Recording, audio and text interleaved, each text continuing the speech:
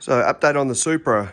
Me and a mate rolled into the shed today. Finally got a spare bay.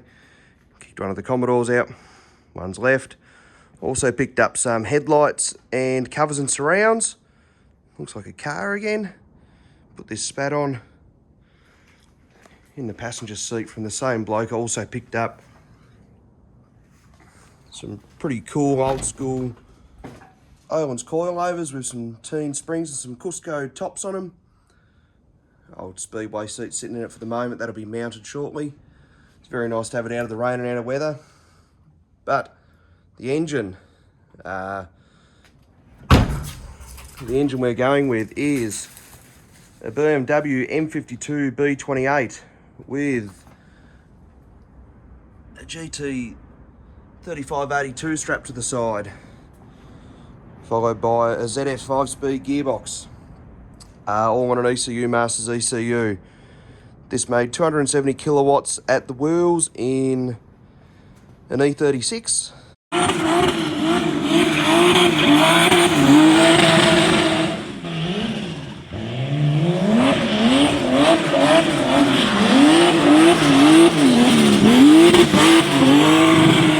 And I picked it up reasonably priced with some spares. Pretty much whole running gear. Oh, you can't see. Intercooler radiator, some piping exhaust, the whole kit and caboodle to make it run.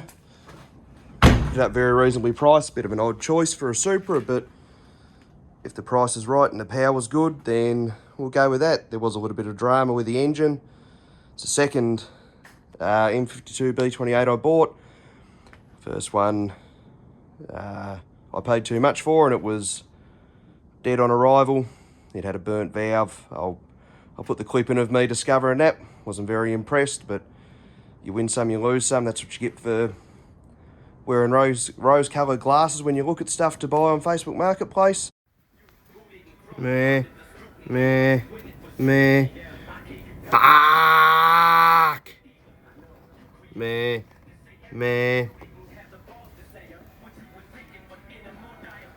But now we're in the shed, we can start getting into it.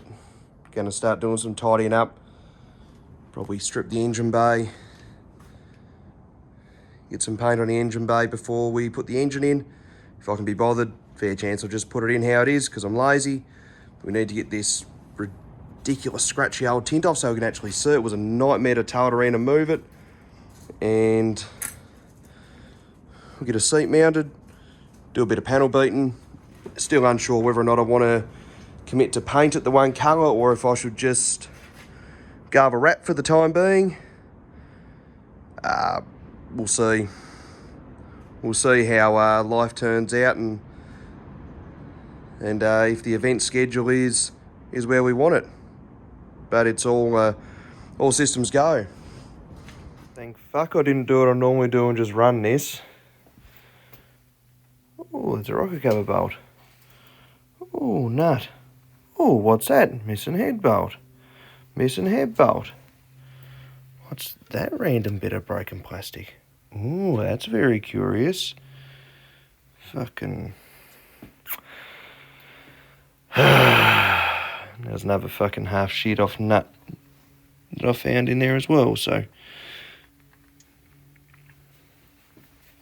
Fucking BMW cunts. Planned engine is BMW M52 B28.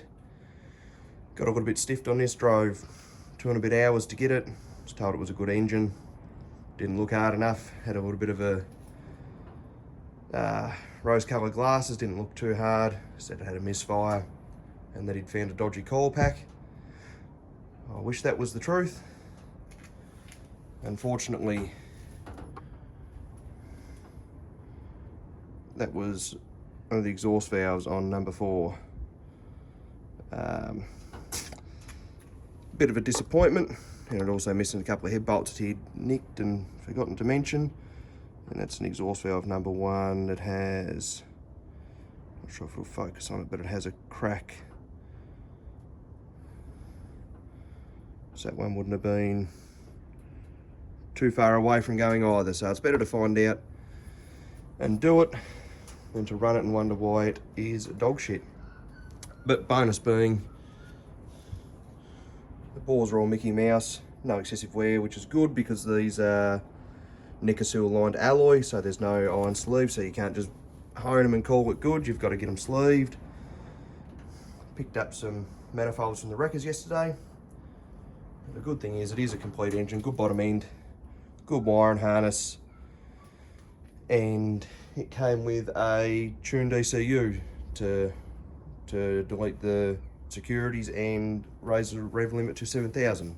But might be on to a complete built M52 B28 with studs, MLS gasket, turbo kit and a ZF box, and this may be put back together and sold, or this may be kept as spares for a good solid bottom end.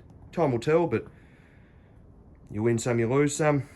At the end of the day, there's certainly value in it. It's just a bit of a shame it wasn't quite what I expected.